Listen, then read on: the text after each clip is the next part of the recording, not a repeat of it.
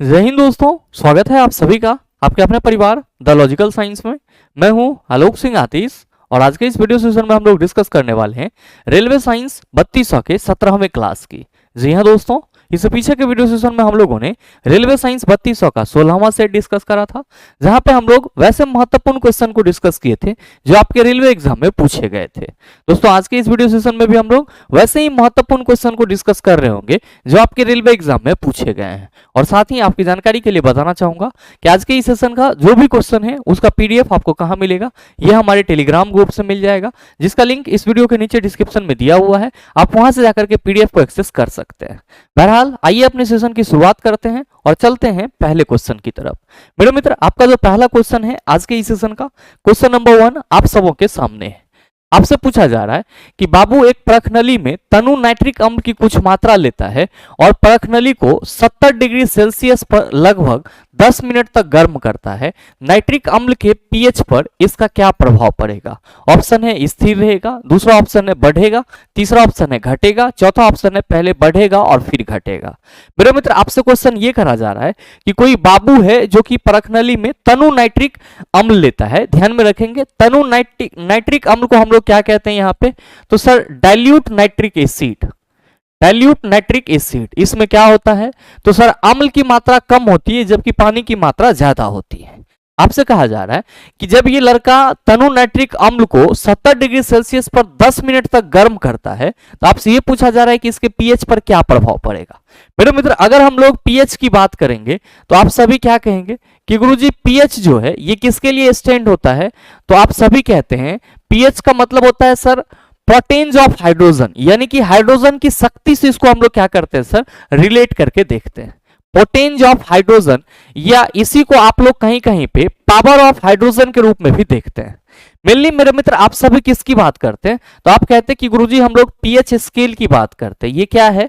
तो सर ये एक प्रकार की स्केल होती है। ये क्या होती है? एक प्रकार की स्केल होती है जिसपे 0 से लेकर के 14 तक अनुमातांक होता है, रेटिंग होता है।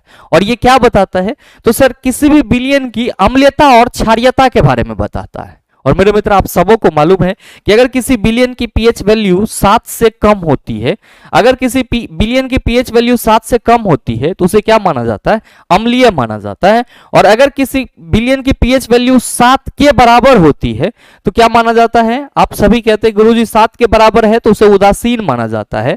और अगर 7 से ज्यादा है, 7 से ज्यादा है तो हम लोग क्या कहते हैं कि सर वो जो विलयन है वो हमारा क्षारीय है। क्या है? क्षारीय है। मेरे मित्र आप सबों को यह भी मालूम है कि पीएच स्केल की खोज किसने करा था? आप कहते हैं सर सोरेनसन नामक वैज्ञानिक ने करा था। किसने करा था? सोरेनसन नामक वैज्ञानिक ने करा था।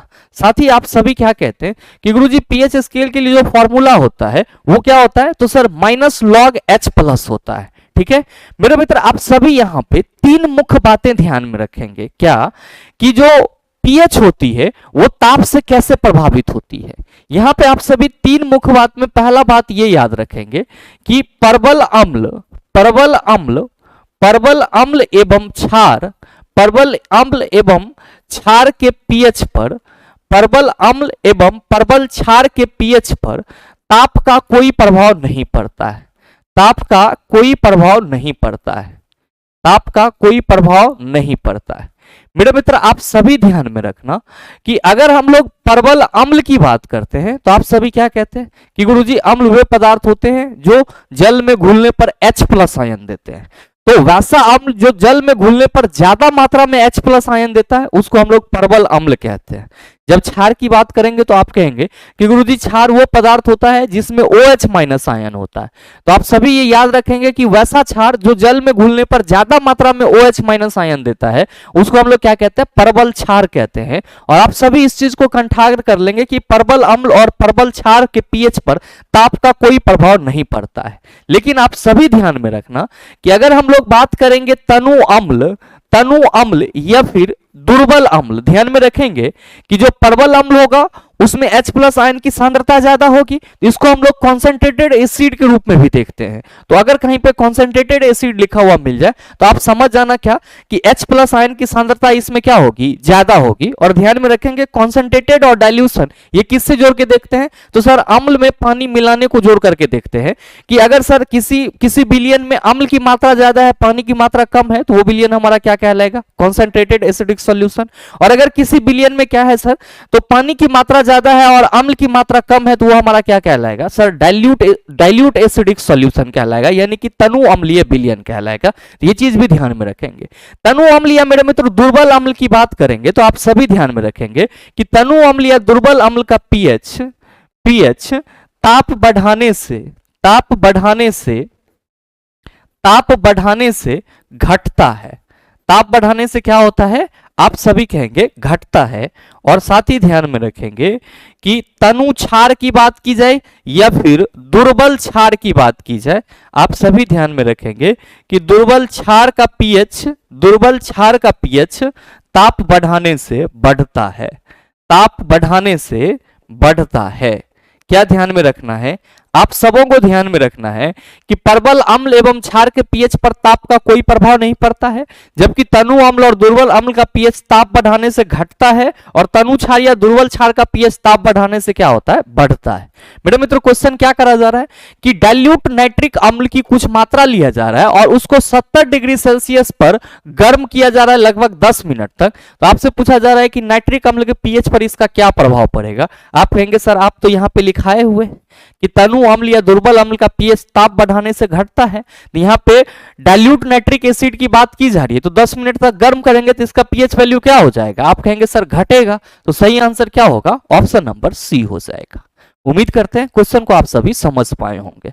आइए बात करते हैं हम लोग अगले क्वेश्चन की। अगला क्वेश्चन है क्वेश्चन नंबर 2 कि कीटनाशक, ध्यान में रखिएगा चला जी, इसको हम लोग इंसेक्टिसाइड कहते हैं। क्या कहते हैं, इंसेक्टिसाइड। अच्छा ये वो चीज होता है जो आपका जो फार्मिंग होता है, कृषि होता है, उसमें पेड़ पौधे में जो कीड़ा वगैरह लग जाता है उसको ये नष्ट करता है। कीटनाशक यानी कि कीट को मारने वाले को हम लोग क्या कहते हैं, कीटनाशक। और ये जनरली आपका डीडीटी या बीएचसी के रूप में होता है, या और भी कई प्रकार इसके होते हैं जिसका किसानों के द्वारा यूज किया जाता है। क्वेश्चन करा जा रहा है कि हालांकि ये अजैव निम्नीकरण होते हैं। चलो जी ये भी एक पॉइंट है, आप सभी ध्यान में रखेंगे कि जो कीटनाशक का उपयोग हम लोग करते हैं वो क्या होते हैं, नॉन बायोडिग्रेडेबल होते हैं, यानी कि अजैव निम्नीकरणीय होते हैं। आपसे कहा जा रहा है कि कृषि के लिए लाभकारी और हानिकारक दोनों होते हैं, कीटनाशकों के संबंध में गलत विकल्प का चयन कीजिए। यहाँ पे 4 ऑप्शन दिया हुआ है और आपको ये बताया जा रहा है कि जो कीटनाशक होते हैं वो नॉन बायोडिग्रेडेबल होते हैं, कृषि के लिए ये प्रॉफिटेबल और नॉन प्रॉफिटेबल होता है।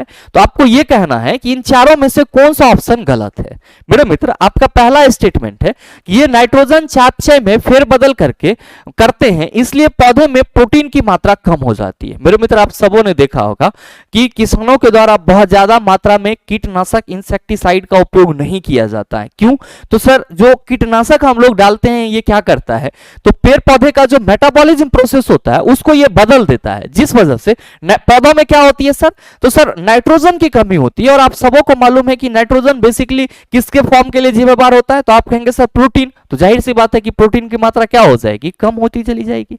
मतलब पहला स्टेटमेंट क्या है आपका, सही है। दूसरा है कि ये पौधे की वृद्धि को कम करते हैं, बिल्कुल ही सही बात है सर, कि बहुत ज्यादा मात्रा में एक्सेसिव यूज ऑफ इंसेक्टिसाइड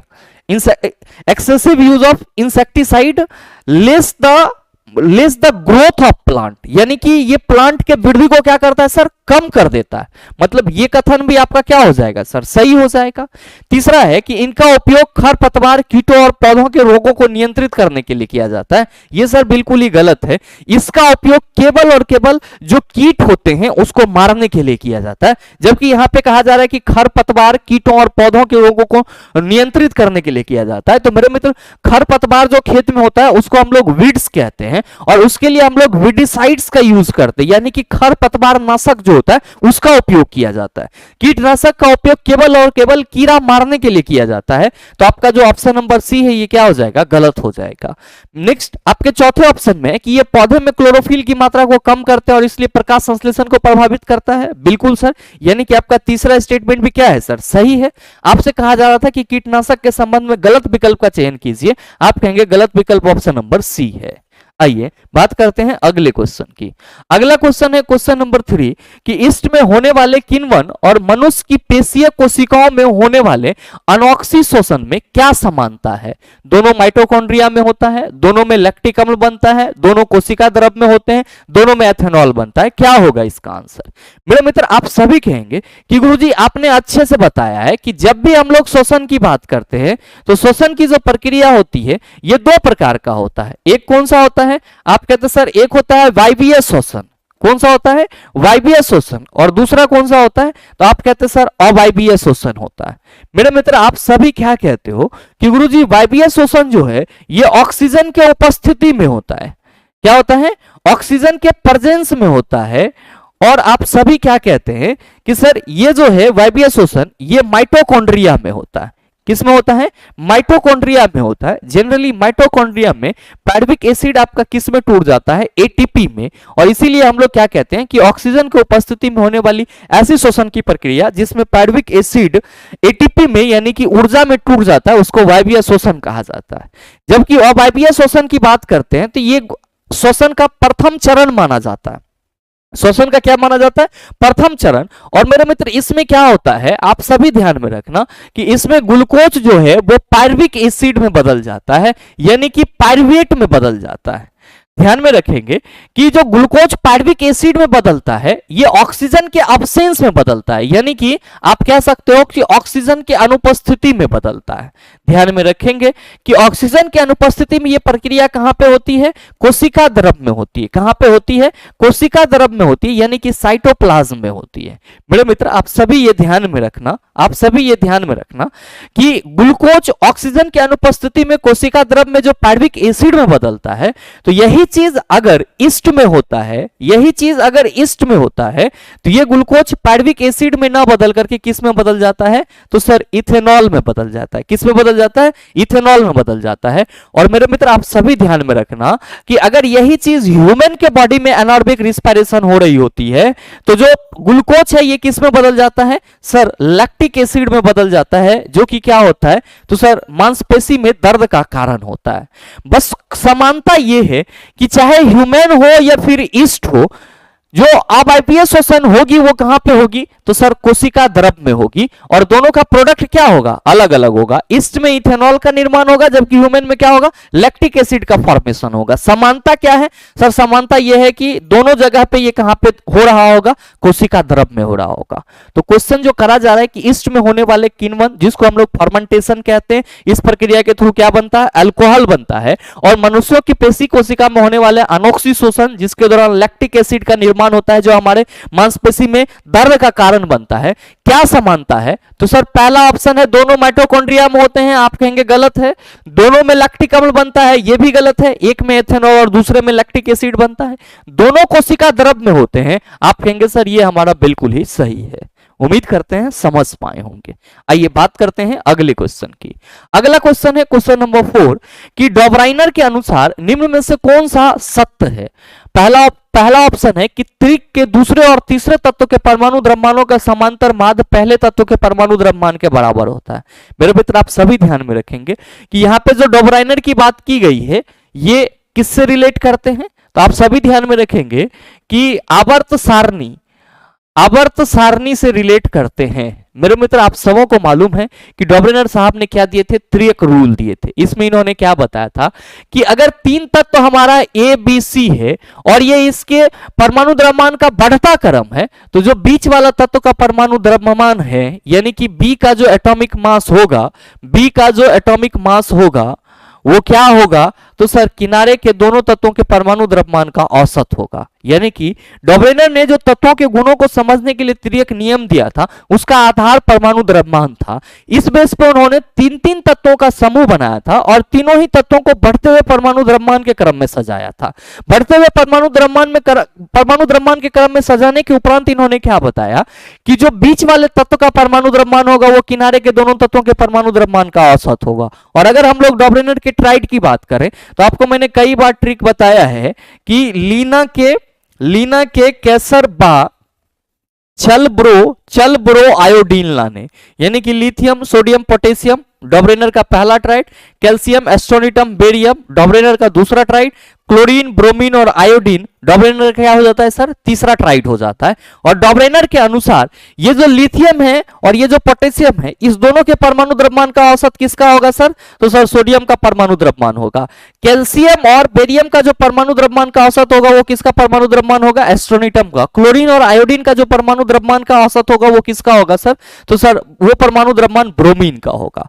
आपको इसी स्टेटमेंट के बेस पे ये चारों ऑप्शन दिए हुए हैं कि त्रिक के दूसरे और तीसरे तत्वों के परमाणु द्रव्यमानों का समांतर माध्य पहले तत्व के परमाणु द्रव्यमान के बराबर होता है। मेरे मित्र बिल्कुल गलत है। दूसरा और तीसरा की बात की जाएंगे तो अगर पहला तत्व ये है, दूसरा ये, तीसरा ये हो जाएगा और बी और सी का परमाणु द्रव्यमान का औसत ए के बराबर होगा। ये चीज मैंने आपको नहीं बताया है। नेक्स्ट ध्यान दीजिएगा कि त्रिक के पहले और दूसरे तत्वों के परमाणु द्रव्यमान का योगफल तीसरे तत्व के परमाणु द्रव्यमान के बराबर होता है। सर योगफल बराबर नहीं होता है, जो उसका औसत होता है वो बराबर होता है, तो ये भी गलत होगा। नेक्स्ट है कि त्रिक के पहले और तीसरे तत्व के परमाणु द्रव्यमानों का योगफल दूसरे तत्व के परमाणु द्रव्यमान के बराबर होता है, ये भी गलत है सर। नेक्स्ट है कि त्रिक के पहले और तीसरे तत्व के परमाणु द्रव्यमानों का समांतर माध्य दूसरे तत्व के परमाणु द्रव्यमान के बराबर होता है, ये बिल्कुल सही है। और आपके इस क्वेश्चन का सही आंसर क्या होगा, ऑप्शन नंबर डी हो जाएगा। आइए बात करते हैं हम लोग अगले क्वेश्चन की। अगला क्वेश्चन है क्वेश्चन नंबर 5 की फसल उत्पादन में इनमें से किस पर बहुत अधिक लागत शामिल नहीं होती है। ऑप्शन है बीजों पर लागत, उर्वरकों पर लागत, पशु आहार पर लागत, कीटनाशकों पर लागत। आप कहेंगे सर यहाँ पे बात की जा रही है किसकी, क्रॉप प्रोडक्शन की, फसल उत्पादन की, और यहाँ पे पशु आहार पर लागत की बात की जा रही है। क्रॉप प्रोडक्शन में पशु आहार की हम लोग बात ही नहीं कर सकते। हाँ, अगर हम फसल उत्पादित कर रहे हैं तो बीजों पर लागत क्या होगा, बहुत अधिक लागत शामिल होगा। फर्टिलाइजर्स डालेंगे, खाद वगैरह डालेंगे तो सर वो भी हमारा पैसा खर्च होगा। कीटनाशकों पर लागत सही है, जबकि पशु आहार पर लागत क्या होगा, तो सर बहुत ही कम होगा। तो सही आंसर ऑप्शन नंबर सी हो जाएगा। नेक्स्ट क्वेश्चन आपसे यह पूछा जा रहा है कि निम्न में से कौन सा उत्सर्जी उत्पाद पौधे के पुराने जाइलम में संग्रहित होता है। जैसा कि मैंने आपको बताया है कि अगर हम लोग पौधे में उत्सर्जन की बात करते हैं तो पौधे में गैसों के द्वारा भी उत्सर्जन होता है, कुछ अपशिष्ट पदार्थों का संग्रहण भी किया जाता है, और साथ ही मैंने आपको यह भी बताया है कि पौधे में कुछ ऐसे भी उत्सर्जी पदार्थ होते हैं जो उसके पुराने जाइलम में क्या होते हैं, स्टोर हो जाते हैं। मेरे मित्र आप सभी ध्यान में रखेंगे कि यहाँ पे जो क्वेश्चन करा जा रहा है कि कौन सा उत्सर्जी उत्पाद पौधे के पुराने जाइलम में संग्रहित होते हैं, तो आप सभी ध्यान में रखना कि राल जो है वो क्या होते हैं, पौधे के पुराने जाइलम में संग्रहित होते हैं। यहाँ पे साइट्रिक एसिड की बात की जा रही है, तो जितने भी खट्टे फल होंगे उसमें साइट्रिक एसिड मिलेगा। कार्बन डाइऑक्साइड, आप क्या कहेंगे कि सर जो पौधा श्वसन की प्रक्रिया करता है उस दौरान ये कार्बन डाइऑक्साइड गैस छोड़ता है। और साथ ही मेरे मित्र आपका अगला क्वेश्चन क्या है, क्वेश्चन नंबर 7 कि किसी धारावाही चालक पर लगने वाले बल की दिशा परिवर्तित करने के लिए इनमें से किस विधि का उपयोग किया जाता है। मेरे मित्र आप सभी ध्यान में रखना कि अगर हमको धारावाही चालक तार पर बल की दिशा परिवर्तित करनी होगी तो या तो हम धारा की दिशा को बदलेंगे या फिर चुंबकीय क्षेत्र की दिशा को बदल देंगे। हमेशा ध्यान में रखेंगे कि अगर हमें किसी धारावाही चालक तार पे जो लग रही बल है उसकी दिशा को चेंज करना है तो क्या करेंगे, या तो धारा की दिशा में परिवर्तन करेंगे या फिर चुंबकीय क्षेत्र की दिशा में परिवर्तन करेंगे, तो उस पे जो लग रही बल की दिशा होगी वो क्या हो जाएगी, परिवर्तित हो जाएगी। आपसे क्वेश्चन करा जा रहा है कि किसी धारावाही चालक पर लगने वाले बल की दिशा परिवर्तित करने के लिए इनमें से किस विधि का उपयोग किया जा सकता है। पहला ऑप्शन है धारा का परिमाण बदलना, आप कहेंगे बिल्कुल नहीं, या तो धारा की दिशा बदली जाएगी या फिर चुंबकीय क्षेत्र की दिशा बदली जाएगी। दूसरे में है चुंबकीय क्षेत्र की प्रबलता परिवर्तित करना है, बिल्कुल नहीं। तीसरा में है सर धारा की दिशा बदलना, आप कहेंगे सर केवल 3 सही है, तो सही आंसर क्या होगा, ऑप्शन नंबर सी हो जाएगा। इस चीज को कंठाग्र कर लेंगे कि अगर बल की दिशा हमको परिवर्तित करना है किसी धारावाही चालक तार में तो क्या करना होगा, या तो धारा की दिशा बदल देंगे या फिर चुंबकीय क्षेत्र की दिशा बदल देंगे। नेक्स्ट क्वेश्चन देखेंगे सर, क्वेश्चन नंबर 8 बड़ा ही सरल सा क्वेश्चन, इसमें भी कोई लाग लपेटा नहीं है। आपसे कहा जा रहा है कि 3 सेंटीमीटर ऊंचाई वाली किसी वस्तु को एक 6 सेंटीमीटर फोकस दूरी वाली उत्तल दर्पण के सामने 20 सेंटीमीटर की दूरी पर उसके मुख अक्ष पर रखा गया है। इसके प्रतिबिंब की ऊंचाई डैश होगी और यह डैश होगा। ऑप्शन क्या है? 3.0 सेंटीमीटर से अधिक, उल्टा, मेरे मित्र अप्रोक्सीमेट। यहां पे वस्तु की ऊंचाई से प्रतिबिंब की ऊंचाई को क्या किया गया है? तुलना किया गया है। और आप सबों को अच्छे से मालूम है कि उत्तल दर्पण के द्वारा जब भी प्रतिबिंब बनाया जाएगा तो क्या होगा? आप कहेंगे सर वस्तु से छोटा होगा। मतलब क्या? अगर वस्तु की ऊंचाई 3 सेंटीमीटर है तो उत्तल दर्पण के द्वारा जो प्रतिबिंब बनाई जाएगी वो क्या होगा? 3 सेंटीमीटर से छोटा होगा। और मेरे मित्र आप सभी क्या कहते हो कि गुरुजी उत्तल दर्पण के द्वारा जो प्रतिबिंब बनाई जाती है वो काल्पनिक और सीधा होती है। तो आपको यहां पे कोई कैलकुलेशन करने की जरूरत नहीं है। सीधे सीधे क्या कहेंगे कि गुरुजी चूंकि उत्तल दर्पण के द्वारा जो प्रतिबिंब बनाया जाता है वो हमेशा छोटा होता है, काल्पनिक और सीधा होता है। तो जो क्वेश्चन करा जा रहा है कि 3 सेंटीमीटर ऊंचाई वाले किसी वस्तु को एक 6 सेंटीमीटर फोकस दूरी वाले उत्तल दर्पण के सामने 20 सेंटीमीटर की दूरी पर उसके मुख अक्ष पर रखा गया है, तो हम लोग कहेंगे इसके प्रतिबिंब की ऊंचाई क्या होगी? आप कहेंगे 3 सेंटीमीटर से कम होगी। क्या होगी? 3 सेंटीमीटर से कम होगी। और यह क्या होगा? तो आप सभी कहिएगा सर जी ये सीधा होगा। देख लीजिए किस ऑप्शन में है। आप कहेंगे ऑप्शन नंबर बी में है, तो सही आंसर क्या हो जाएगा? ऑप्शन नंबर बी हो जाएगा। अब मेरे मित्र यहां पे आप लोग गलती क्या करते हैं? तो जैसे ही इस टाइप का क्वेश्चन दिया, आप वस्तु की ऊंचाई, फोकस दूरी, फिर आपका वस्तु दूरी दिया हुआ है, आप यहां से प्रतिबिंब दूरी निकालेंगे, फिर उसको HI बटा HO इक्वल टू भी माइनस V बटा U के बराबर करेंगे और फिर प्रतिबिंब की ऊंचाई निकालेंगे। उतना करने का क्या जरूरत है? जब ऑप्शन हमारा वस्तु की ऊंचाई से कंपैरिजन कर रहा है तो हम सीधे कहेंगे कि उत्तल दर्पण से जब भी प्रतिबिंब बनेगा तो सीधा और छोटा होगा। तो जाहिर सी बात है कि उसकी ऊंचाई क्या होगी? वस्तु की ऊंचाई से कम होगी। और क्या होगा सर? सीधा। अच्छा ध्यान दीजिएगा, यहां पे हम आंसर क्या टिक कर दिए? 3 सेंटीमीटर से अधिक और सीधा नहीं छिला, 3 सेंटीमीटर से कम और सीधा होगा। 3 सेंटीमीटर से कम और सीधा ऑप्शन नंबर डी में है। हमको लगा सर ऑप्शन नंबर बी में कम लिखा हुआ है। Option number D is the right answer of this question. ठीक है, चलिए अगला क्वेश्चन देखते हैं हम लोग। क्वेश्चन नंबर 9 आपसे कहा जा रहा है कि निम्नांकित चित्र एक एकल जीव की प्रजनन क्रिया और मामूली भिन्नता वाली एक संतति को दर्शाता है। इस अंतर का कारण क्या हो सकता है? हमेशा ध्यान में रखेंगे कि जनन प्रक्रिया में जो मेन काम होता है वो क्या होता है? तो आप सभी को मैंने पीछे के सेशन में बताया है कि जनन के प्रक्रिया में जो मूल काम होता है वो होता है डीएनए की प्रतिकृति का निर्माण। क्या होता है सर? डीएनए की प्रतिकृति का निर्माण। और अगर भिन्नता होगी, अगर जो संतति कोशिका है उसमें भिन्नता देखी जाएगी तो सर किस में त्रुटि होगी? तो सर डीएनए की प्रतिकृति में त्रुटि होगी। क्वेश्चन क्या करा जा रहा है कि निम्नांकित चित्र एक एकल जीव की प्रजनन क्रिया और मामूली भिन्नता वाली एक संतति को दर्शाता है। इस अंतर का क्या कारण हो सकता है? जीन का अक्रियाशील होना, आरएनए निर्माण में त्रुटियां, प्रोटीन निर्माण में त्रुटियां, डीएनए प्रतिरूपण में त्रुटियां। आप क्या कहेंगे? जब मूल कारण सर डीएनए की प्रतिकृति होती है और भिन्नता होगी तो डीएनए में परिवर्तन के चलते होगा, तो हम लोग कहेंगे डीएनए के प्रतिरूपण में क्या होगा सर? त्रुटियां संतति कोशिका में अंतर का कारण हो सकता है। आइए बात करते हैं अगला क्वेश्चन की।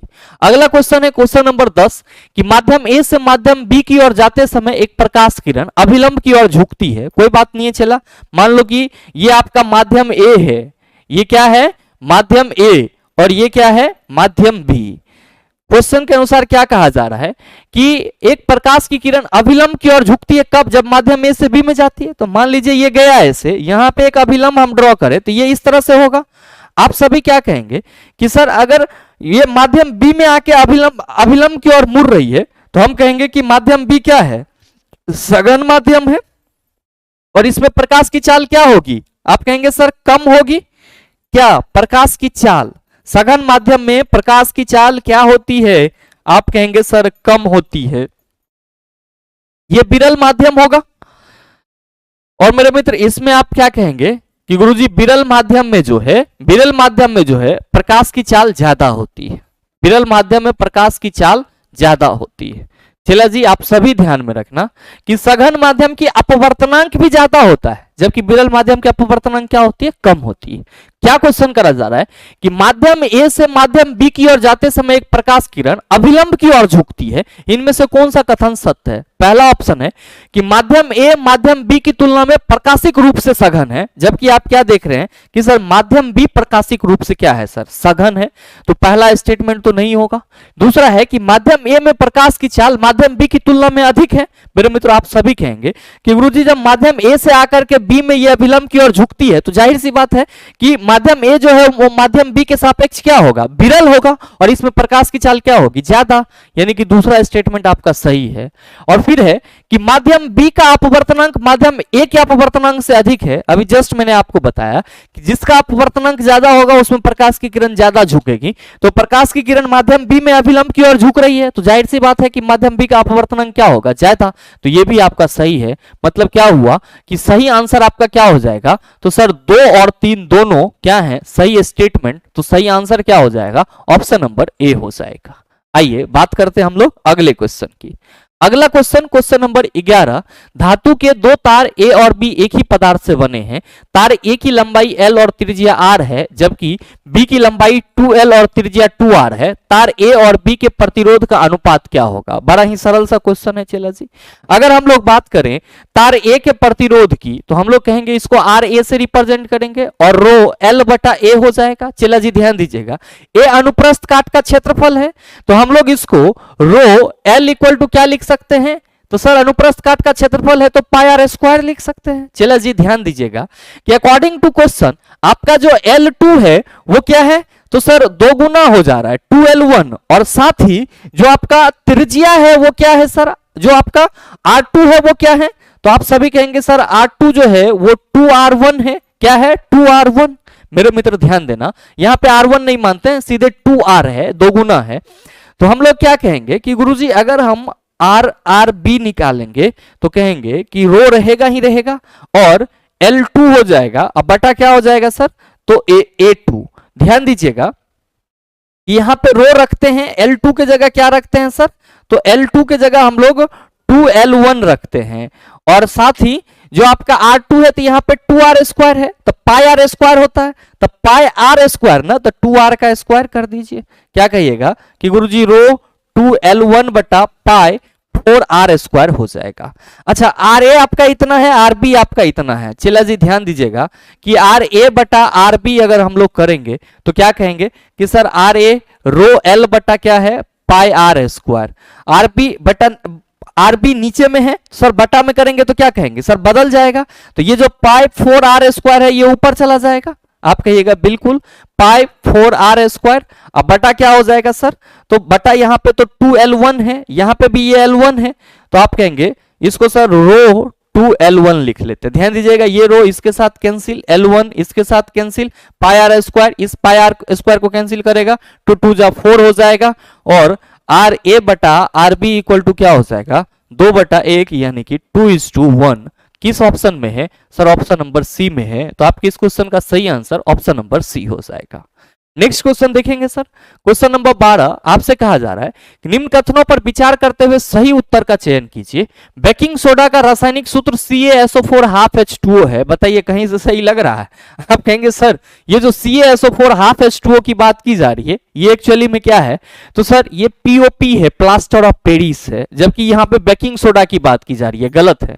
बेकिंग सोडा का उपयोग खिलौने और सजावटी सामान बनाने में तथा सतहों की चिकना करने के लिए किया जाता है। ये भी गलत है, दोनों कथन असत्य हैं। सही आंसर ऑप्शन नंबर ए हो जाएगा। नेक्स्ट क्वेश्चन देखेंगे, क्वेश्चन नंबर 13। आपसे कहा जा रहा है कि निम्न में से कौन सा कोशिकांग अमीबा में जल की मात्रा को बनाए रखने के लिए उत्तरदायी होता है? सर संकुचनशील रसधानी अमीबा में पाई जाती है, जो जल की मात्रा को क्या करता है सर? तो उसके बॉडी में बनाए रखने में मदद करता है। मेरे मित्र आप सभी ध्यान में रखना कि अमीबा जो भोजन ग्रहण करता है वो किसके सहारे करता है? तो पिसुडोपोडिया के सहारे करता है, और अमीबा के द्वारा जो भोजन ग्रहण किया जाता है वो उसके शरीर के पूरे भाग से ग्रहण किया जाता है। जब कभी भी अमीबा के आसपास में क्या होता है सर? भोजन आता है, तो उसके शरीर का भाग भोजन को घेर लेता है, जिसको हम लोग क्या कहते हैं? पिसुडोपोडिया कहते हैं। तो ये चीज भी ध्यान में रखेंगे। चौदह नंबर क्वेश्चन आपसे ये कहा जा रहा है कि किसी वस्तु को एक 12 सेंटीमीटर फोकस दूरी वाले उत्तल लेंस के मुख्य अक्ष पर 18 सेंटीमीटर की दूरी पर रखा गया है। लेंस द्वारा उत्पन्न आवर्धन होगा और प्रतिबिंब डैश होगा। मेरे मित्र यहाँ पे भी आपको कोई पेन पेपर की जरूरत नहीं है। क्या कहा जा रहा है क्वेश्चन में कि वस्तु को एक 12 सेंटीमीटर फोकस दूरी वाले उत्तल लेंस के मुख्य अक्ष पर 18 सेंटीमीटर की दूरी पर रखा गया है।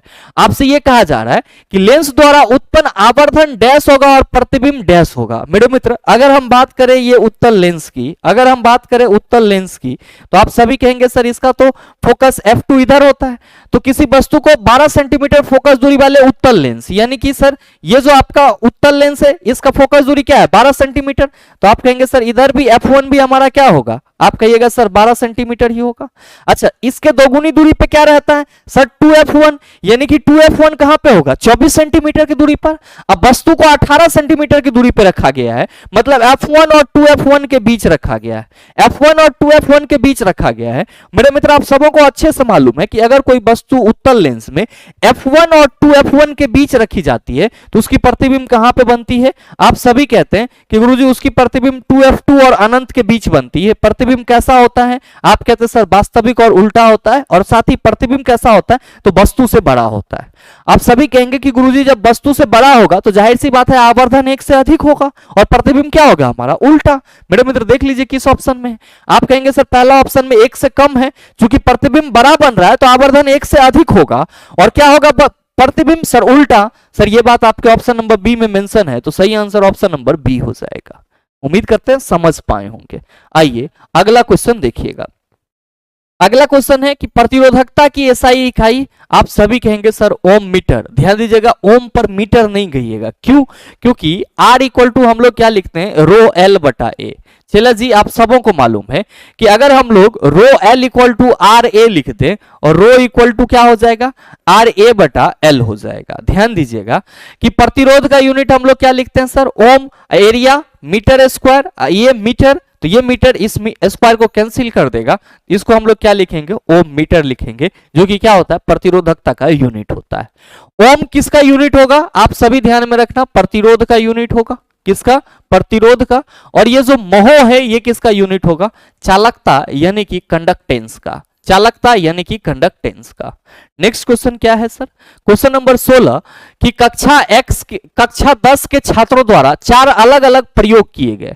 नवीन ने CuSO4 के जलीय विलयन की कुछ मात्रा से भरा एक बीकर लिया और उसमें मैग्नीशियम की पट्टी का एक टुकड़ा डाल दिया। दूसरा है कि आयुष ने CuSO4 के जलीय विलयन की कुछ मात्रा से भरा एक बीकर लिया और उसमें प्लेटिनम के कुछ टुकड़े डाल दिए। स्नेहा ने CuSO4 के जलीय विलयन की कुछ मात्रा से भरा एक बीकर लिया और उसमें कुछ कॉपर टर्निंग डाल दिए। और आकृति ने CuSO4 के जलीय विलयन की कुछ मात्रा से भरा एक बीकर लिया और उसमें चांदी के तार का टुकड़ा डाल दिया। आपसे कहा जा रहा है कि उनमें से कौन विस्थापन अभिक्रिया करने में सक्षम था। मेरे मित्र आप सभी क्या कहेंगे कि यहाँ पे जो नवीन ने सर कारनामा किया है, कॉपर सल्फेट के जलीय विलयन में मैग्नीशियम पट्टी डाल दिया है, तो जाहिर सी बात है कि यहाँ पे कॉपर सल्फेट मैग्नीशियम के साथ रिएक्ट करा होगा। और कैसे करा होगा, तो सर CuSO4 जब मैग्नीशियम के साथ रिएक्ट करा होगा तो MgSO4 मैग्नीशियम सल्फेट और कॉपर अलग हो गया होगा। क्यों, क्योंकि सर कॉपर से ज्यादा अभिक्रियाशील कौन है, मैग्नीशियम है। तो मैग्नीशियम ने क्या करा होगा, कॉपर सल्फेट से कॉपर को डिस्प्लेस कर दिया होगा। यानी कि नवीन के द्वारा जो कारनामा किया गया है वो विस्थापन अभिक्रिया को बता रहा है, जबकि ये जो आयुष है चिला जी, ये आयुष प्लेटिनम डाल रहा है। प्लेटिनम आपका अभिक्रियाशीलता श्रेणी में हाइड्रोजन से नीचे आता है। आप कहेंगे सर यहाँ पे संभव नहीं है कि वो प्लेटिनम कॉपर को हटा दे।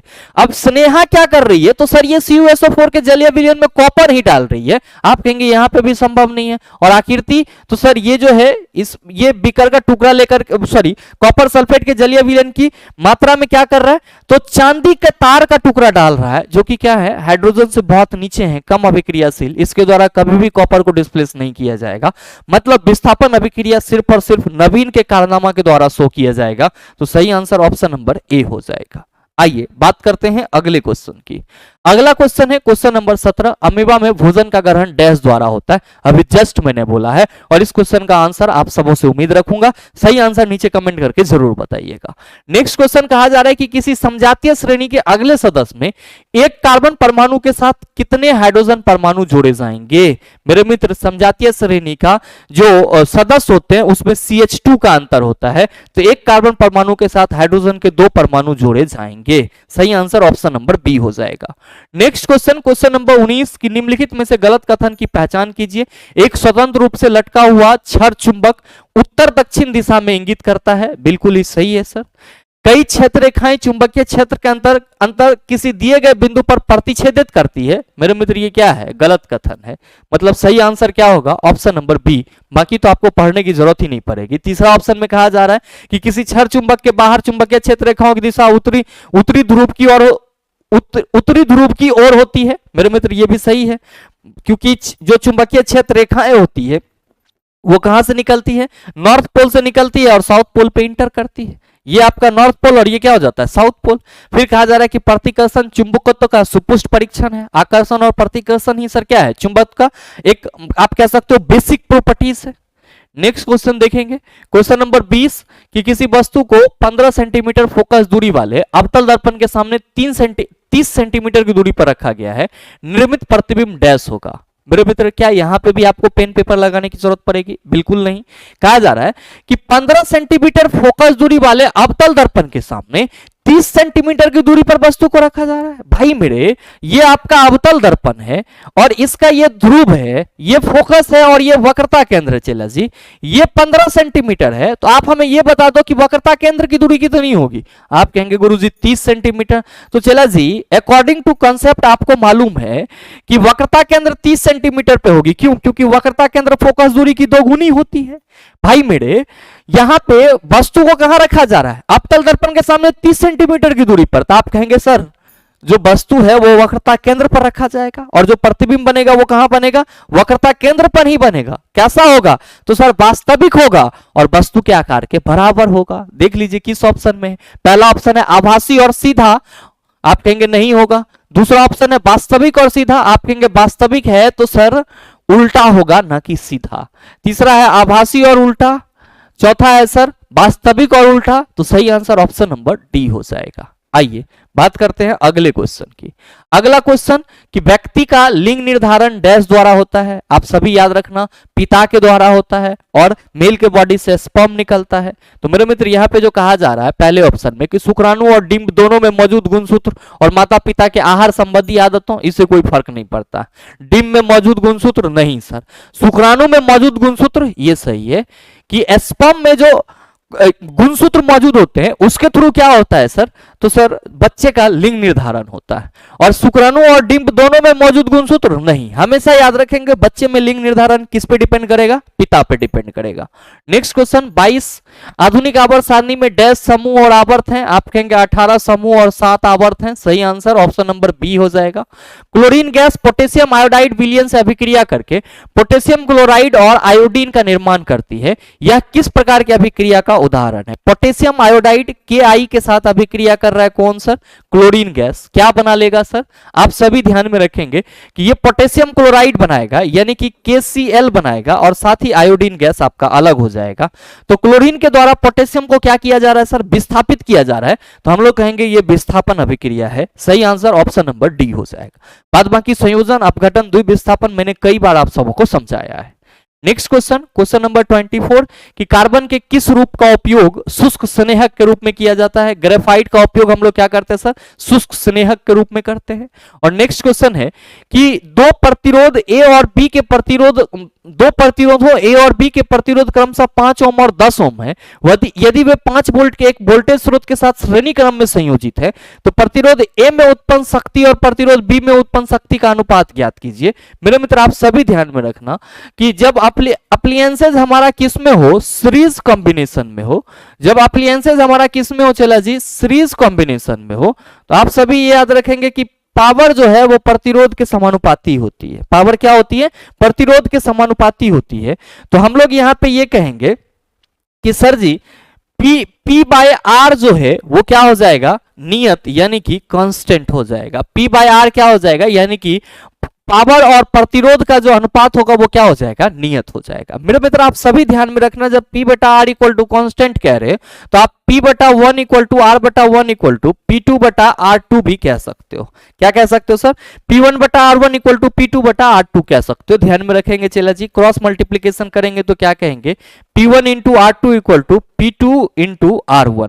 आपको क्या चाहिए सर, तो सर आपको चाहिए दोनों प्रतिरोध में उत्पन्न शक्ति का अनुपात ना, यानी कि P1 बटा P2 इक्वल टू हम लोग क्या लिखेंगे, R1 बटा R2। और ध्यान दीजिएगा कि R1 आपका कितना है 5 ओम और R2 कितना है आपका 10 ओम, तो 5 एकम 5, 5 दूना 10, 1 बटा 2 हो जाएगा, यानी कि 1:2। सही आंसर ऑप्शन नंबर बी हो जाएगा। मेरे मित्र आपके आज के इस वीडियो सेशन में टोटल 25 क्वेश्चन थे जिसको आपने आसानी से डिस्कस कर लिया है। मुझे उम्मीद है कि अब अगर आपको इस प्रकार का क्वेश्चन दोबारा दे दिया जाए तो आप उसका जवाब बड़े ही सरलता से दे सकते हैं। साथ ही उम्मीद करते हैं कि आपको ये वीडियो अच्छा लगा होगा। अगर आपको वीडियो अच्छा लगा तो वीडियो को लाइक कीजिएगा, ज्यादा से ज्यादा शेयर कीजिएगा, और हाँ अगर आप चैनल पे नए हैं तो सब्सक्राइब करके बेल आइकन दबा लीजिएगा ताकि इस तरह के एग्जाम रेलेवेंट वीडियो का नोटिफिकेशन सबसे पहले आपके पास पहुंचे और आप उसको सबसे पहले देख पाओ। मिलते हैं फिर अगले वीडियो सेशन में, तब तक के लिए best of luck, thank you, have a nice day.